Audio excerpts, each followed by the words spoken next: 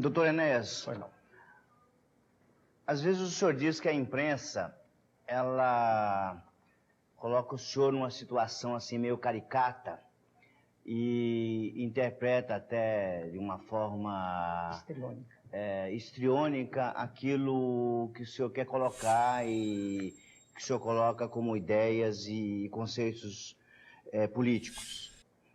Mas eu percebo hoje no meio jornalístico, não que eu tenha nenhum mandato, nenhum legado para dizer isso, mas eu sinto que, ao contrário de achar o senhor engraçado, as pessoas começam a ter medo do senhor. E começam a ter medo do senhor a partir de uma palavrinha chamada ordem. Então, eu queria perguntar para o senhor, já que o senhor usa no próprio nome do seu partido a palavra reedificação, que todo mundo lê como reordenação, houve até um lapso do nosso apresentador aqui, até porque o senhor fala muito em ordem, e também porque o senhor fala muito uma palavrinha chamada doutrina. Eu gostaria de perguntar para o senhor duas coisas. A primeira, o que o senhor pensa da doutrina de segurança nacional que serviu para estrutura jurídico e legal para os 30 anos de governo discricionário que nós tivemos. E dois, se os princípios básicos disso que o senhor chama reedificação nacional tem alguma coisa a ver com a doutrina de segurança nacional? A segunda pergunta eu não entendi. Eu quero saber... A primeira é segurança nacional, o que eu penso dela, o que foi usado naquela época. E segunda coisa é se no credo, na doutrina dessa chamada reedificação nacional, tem conteúdos, se ela é herdeira dessa doutrina de segurança nacional. Eu não entendi o que ele falou. Então, primeiro, quando o senhor disse as pessoas, achou engraçado e tem medo, esse as pessoas é uma generalização. Eu peço licença ao senhor para dizer que eu fiz um desafio a um jornalista respeitado, extremamente sério. O nome dele é o senhor Marcel, do Jornal do Brasil, do Rio de Janeiro. E o senhor Marcel foi comigo à rua, aceitou o desafio e disse, e repito repto a cada instante, que um jornalista vá comigo a qualquer esquina de qualquer rua, de qualquer cidade, de qualquer estado da federação. E que nós fiquemos parados. Não precisa que assessores vão à frente para procurar pessoas. Não. Vamos só nós dois. Fiquemos conversando. Esperemos as manifestações das pessoas que passam. O senhor Marcel documentou isto, ao vivo. Escreveu numa entrevista extremamente séria, imparcial, documentando o que viu e ouviu na esquina. A esquina era da Rua Visconde de Pirajá com a Rua Mariquitera, no Rio de Janeiro. Mas vale para qualquer esquina por onde passem pessoas, aleatoriamente. E ele escreveu, se o senhor ler, está lá a página inteira, lá embaixo ele diz, se depender do que eu vi, o doutor Enéas está eleito. Então, eu lhe peço desculpas, mas quando o senhor diz as pessoas têm medo, não. Que a imprensa não goste, é um direito que ela tem. Que as pessoas que estão se dando bem com esse estado de coisas em que se faz o que se quer e ninguém é responsável por nada, que as pessoas que estão bem com isso não gostem de mim, tudo bem. Mas que não se generalize, porque uma coisa é o que os senhores dizem que o povo quer, outra coisa é o que o povo quer realmente. E isso será demonstrado através dos meios de comunicação a partir do momento exato em que eu estiver falando para a nação toda a partir de amanhã. Então, primeiro ponto, só para generalização, quando o senhor diz as pessoas têm medo, não é geral isso. Então, deixa eu só fazer a observação seguinte. Disse que os jornalistas com quem eu converso, que eu sinto hoje, vê no senhor uma pessoa... autoritária. Não, eu disse o contrário. Antigamente, havia até um lado de explorar o aspecto histriônico do senhor. Porque ninguém tinha percebido. Então, hoje, as pessoas não veem esse lado histriônico, já é segundo plano. Perfeito. O que as pessoas notam e observam, e faz parte já não é consenso, mas de um pensamento que está evoluindo, crescendo, de uma observação, às vezes não muito formulada, não muito sistematizada. Não, no meu caso é bem claro. O entendimento é que pode não ser. Não é? Mas eu só queria, eu repito só o ponto, é que para o telespectador que ouve, que não fique a ideia de que são as pessoas. São as pessoas dentro do meio jornalístico. Aí tudo bem, perfeitamente de acordo com isso. Não só dentro do meio jornalístico, tem Onde pessoas da mais? sociedade, advogados, médicos, também têm essa preocupação, doutor Enéas. Olhe, repito aqui, se o senhor quiser, o senhor sai comigo. E o senhor verá que estatisticamente não é isso. Existe uma vontade. Existe aquela simpatia de uma rua a 3 quarteirões do seu consultório médico? Não estou falando com as pessoas. Então, por favor, não fui eu quem escolheu a esquina. Aqui está o desafio para o senhor ao vivo. Escolha o senhor o lugar. Eu estou dizendo o seguinte, não confundamos a simpatia de um homem simples que grita, Enéas, com a atitude de uma pessoa que se aproxima, aperta a minha mão e diz, eu estou do seu lado. Nós precisamos de uma pessoa como o senhor para colocar ordem na casa. É diferente. Quando essa pessoa diz isso, ela entendeu exatamente a mensagem. Ela não aguenta mais a falta absoluta de respeito por tudo. Ela não aguenta mais nem o sinal de trânsito ser respeitado. Ela não aguenta mais a deterioração dos princípios morais de que é vítima a nossa sociedade. E ela quer essa mudança. É essa pessoa que aperta a minha mão.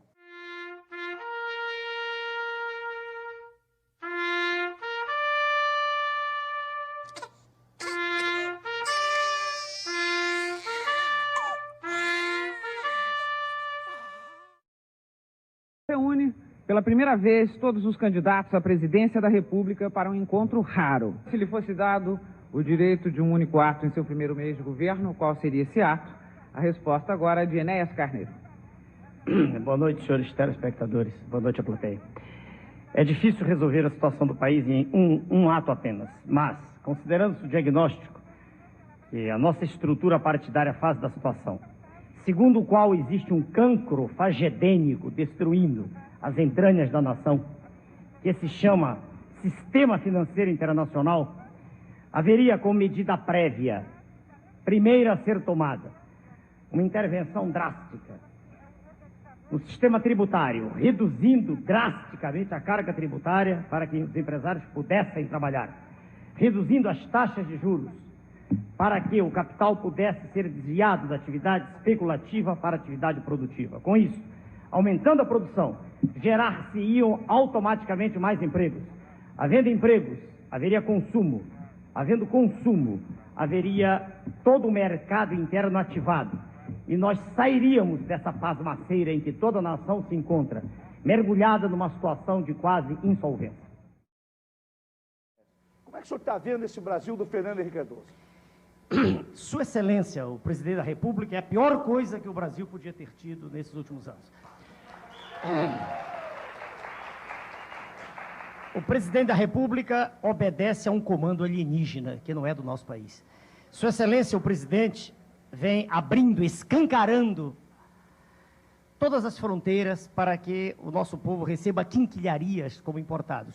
E vem destruindo sistematicamente a indústria nacional, vem destruindo a agricultura, fazendo com que o número de desempregados chegue a uma cifra astronômica, que já está em torno de 10 milhões de pessoas.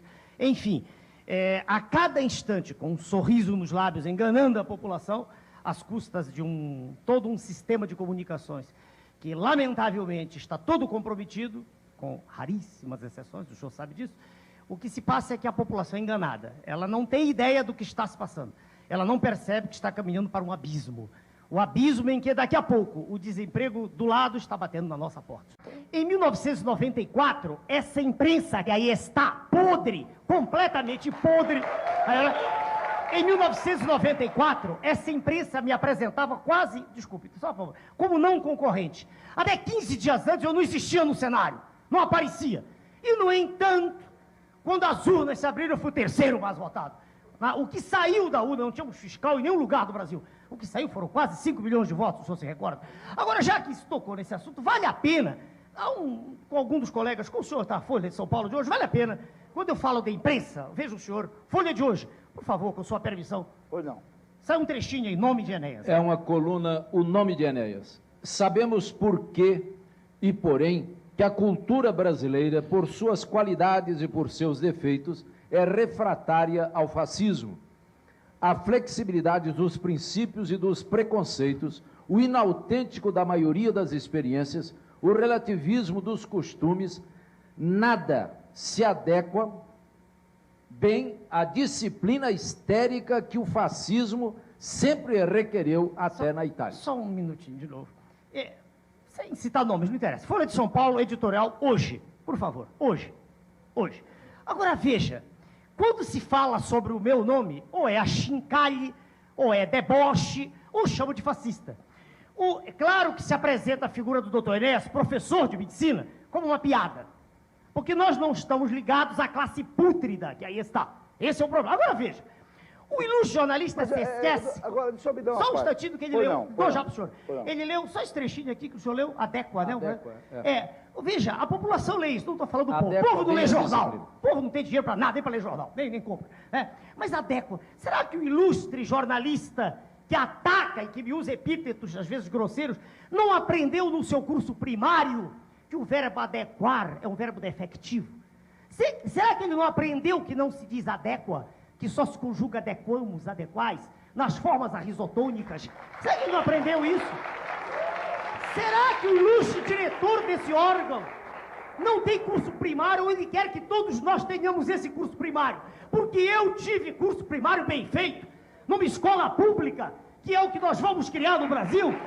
Escola pública de valor, escola pública com a professora ganhando bem, escola pública com a professora respeitada de curso primário, e não essa imundice que está aí, e que está destruindo a educação de base. Quando eu digo imprensa podre, só uma palavra, dou já a palavra para o senhor dono do programa. O senhor tem a revista IR? Não, o programa é de todo mundo, o programa é nosso. Porque o senhor permite mostrar, essa revista é internacional. No Brasil, em inglês, só 200 pessoas compram. Por favor, é o Executive Intelligence Review, essa revista. Essa revista mostrou, em 29 de agosto do ano passado, quem comprou a Vale do Rio Doce. Claro que os senhores não sabem, porque a imprensa podre não mostrou.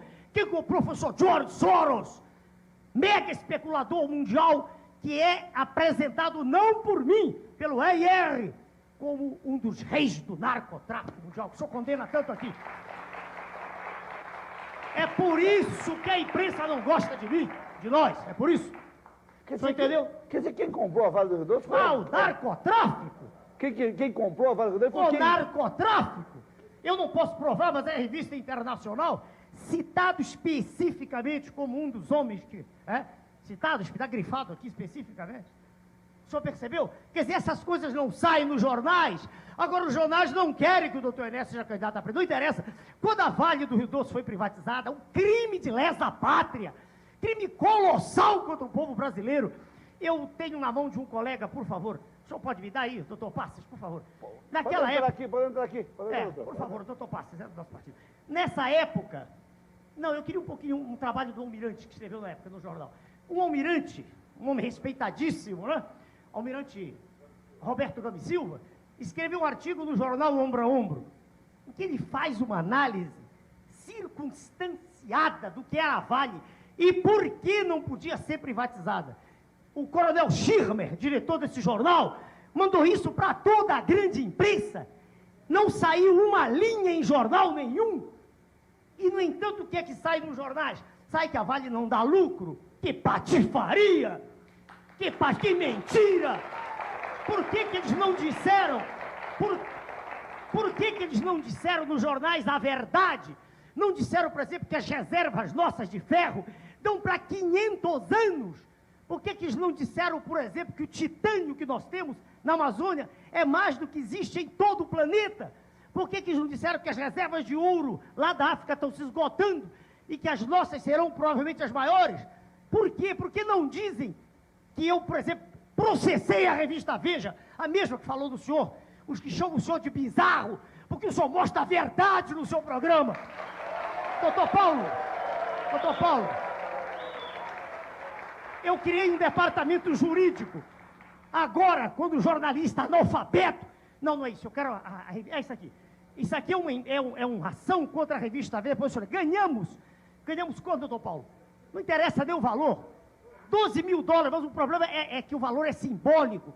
Porque a revista Veja usou palavrões, termos chamando de não me lembro mais, Cacareco. Cacareco é o rinoceronte. Pelo amor de Deus, falta de respeito com o professor de medicina. Tem uma colega médica aí, não? Doutora Vani.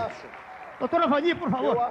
Eu acho, doutor Enéas, que realmente o que aconteceu com a imprensa é que antes de se falar do doutor Enéas, é a minha visão, né? Depois eu quero, ergo a mão quem quiser fazer pergunta para o professor Enéas. Quando o doutor Enéas apareceu como candidato, aquela forma de fazer a publicidade... Eu tinha 15 segundos, senhor 15 segundos, e você tinha que fazer daquele jeito, na rapidez, para falar pelo menos alguma coisa. 3 a 4 palavras por segundo? Qual é o imbecil desses que faz isso? Exatamente. Tem hipóxia cerebral? Eu acho que isso fez com que não deu tempo para a população do Brasil saber que o senhor é um grande professor de medicina que dá aula para mais de 1000 alunos. 250 metros agora no Rio de Janeiro pagam para ter aula.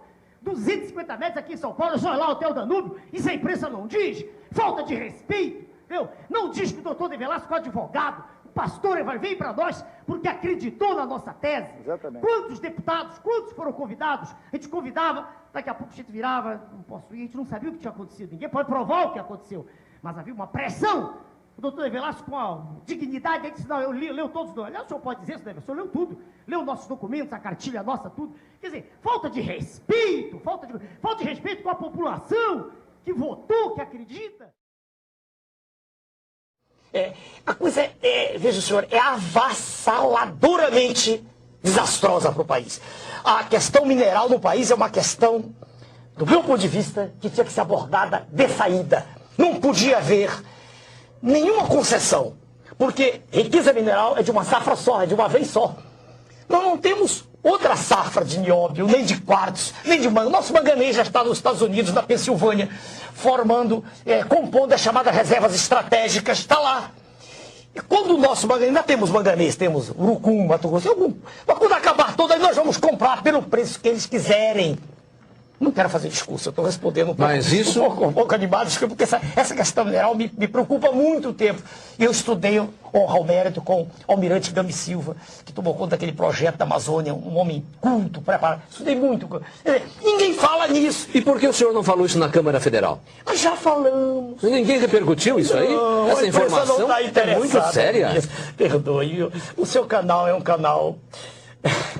voltado para a família, voltado para valores, mas isso não é geral na televisão. A televisão está preocupada em mostrar o roubo, a televisão está em mostrar os assaltos, essas falhas todas que aí estão. Eu costumo dizer, comparado o mensalão, a mesada dos nossos colegas que tristemente venderam suas consciências, comparado aquilo com o que nós perdemos em minério, aquilo é mesada de trombadinha, entendeu? Mas o nosso homem comum, o nosso homem simples, não sabe desses valores vultosos. Então eles estão roubando. A imprensa desvia a atenção daquilo que é visceral para aquilo que é secundário. Essa é a questão. E o Conselho de Defesa Nacional, que é um órgão assessor da Presidência da República e que tem que cuidar da preservação desses bens e do subsolo, também ignora isso? Não creio que ignore, é conivente. Veja a Vale, como é que a Vale foi privatizada? Eu conversava com o senhor. O que se recebeu, naquele cheque, Quando o senhor fala Vale, é a companhia Vale do Rio Doce. A maior mineradora de ferro do planeta. Não é Vale Refeição, Vale do Rio Doce, tem razão, perdoe-me, eu fui impreciso. Quando a Vale do Rio Doce foi privatizada não, foi entregue, foi doada de maneira criminosa. Em que governo foi isso? O governo de Sua Excelência, o ex-presidente Fernando Henrique Cardoso. Quando ela foi privatizada, o valor recebido foi de 3,33, uma fraçãozinha, bilhões de dólares. Não deu para pagar esse valor, um mês de juros da dívida pública. E de maneira criminosa ela foi entregue, Interessante, telespectador, que anualmente a gente examina os balanços dessas empresas privatizadas e os balanços apresentam lucros líquidos bilionários. A Vale do Rio Doce, por ano, tem lucro líquido de 10 bilhões de reais, sendo, aliás, uma das ações também muito disputadas no estrangeiro. Se o senhor me permite, ninguém diz que o valor dela era superior a 1,5 trilhão. Ninguém diz isso. Ela foi doada. Essa é a questão. Quem estava por trás? Vamos dizer, quem estava por trás eram grupos multinacionais poderosíssimos. Haja vista a presença do senhor George Soros, um dos mega bilionários do planeta, estava fazendo, por acaso, alguma caridade ao investir na Vale do Rio Doce? A Vale do Rio Doce era, e ainda continua sendo, uma questão estratégica, porque os minérios representam a nossa segurança. Quando ele compra a Vale, isso fica para o próximo bloco, eu sei que o senhor vai chamar, ele está comprando ativos reais, e não ativos financeiros, moeda falsa, ele está comprando riqueza real. Então, pelas suas explicações, a Vale do Rio Doce, ela não foi privatizada, foi expropriada. Exatamente. Vendeu-se o controle, porque ela não foi vendida, o que você deu foi o controle das ações. Né? Uma parte pequena, mas quem comprou passou a ter o direito de dizer o que explora, quando explora, para onde manda e por quanto. Então o seu lucro também, que é astronômico, está sendo repassado para o estrangeiro? Claro. É capital internacional, é o poder mundial, a poderância das riquezas dos países ditos em desenvolvimento. Nós somos, na verdade, perdoe o senhor, perdoe os telespectadores e os colegas que estão participando, nós somos uma colônia gigantesca. Professor Enéas, infelizmente chegamos ao final. 1 minuto para o seu despedido. Contra ou a favor da pena de morte? Perfeito. Eu sou diplomado em medicina. Como médico, eu jamais poderia defender a pena de morte. Como estadista, veja o senhor, em chegando a um cargo desse gênero, o que eu faria, uma vez que essa decisão de uma seriedade extraordinária era uma consulta à população, medida que já é prevista. Um plebiscito. Sem dúvida. Agora, como homem, eu sou capaz, no momento em que vejo uma criança ser estuprada, eu sou capaz, eu tenho certeza que no momento desse é talvez capaz de matar uma pessoa. Respondi como médico, como homem e como estadista. Espero que tenham gostado do vídeo, deste gênio, sábio, culto, estudioso, desta pessoa de grande conhecimento e de valores reais, pessoa de qualidade de fato. Obrigado. Fique agora com o vídeo bônus. Na verdade, senhor presidente, haveria necessidade de 1 hora de exposição, mas o avançado do tempo não permite que seja feito. E o mínimo de atenção e respeito pela paciência de todos que assistem aos pronunciamentos. Primeiro, dizer que poderia parecer despiciendas quaisquer considerações sobre o partido. Senhor? Não entendi. Mas diante da verve literária de Vossa Excelência e de tantos que me antecederam, eu tenho o direito de usar de um vernáculo escorreito também. E o serviço da dívida, isso é apenas o serviço, cada vez maior e a dívida continua crescendo. É uma ironia curiosa, quanto mais se paga, mais se deve. Não é problema do governo de Sua Excelência, o presidente Lula, que não entende nada disso. Desculpem os líderes do PT, mas Sua Excelência já discutiu com ele certa feita ao vivo. Não tem o mínimo de arrumação intracromossomial específica para dirigir o país. Não tem. Já disse isso ao vivo para Sua Excelência.